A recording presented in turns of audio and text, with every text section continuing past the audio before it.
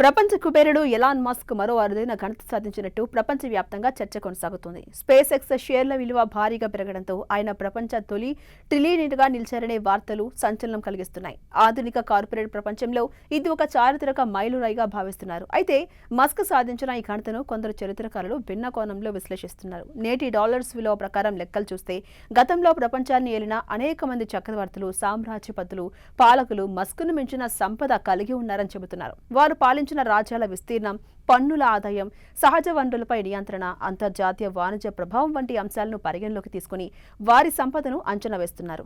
Russia మహారాణి Catherine the Great, Roman చక్రవర్తి Augustus, Soviet నాయకుడు జోసెఫ్ స్టాలిన్, చైనా సామ్రాజ్ఞ వు జెటియన్, మొఘల్ చక్రవర్తి అక్బర్, మాలి సామ్రాజ్యపతి మాన్సా మూసా వంటి పాలకులు ట్రిలియన్ల డాలర్స్ విలువైన సంపదను నియంత్రించినట్టుగా చరిత్రకారులు పేర్కొంటున్నారు. వీరి సంపద కేవలం వ్యక్తిగత ఆస్తులతో మాత్రమే కాకుండా వారి అధీనంలో ఉన్న ఆర్థిక వ్యవస్థల పరిమాణాన్ని కూడా ప్రతిబింబిస్తుంది. ఈ జాబితాలో ప్రత్యేకంగా నిలిచేది చంగీజ్ ఖాన్.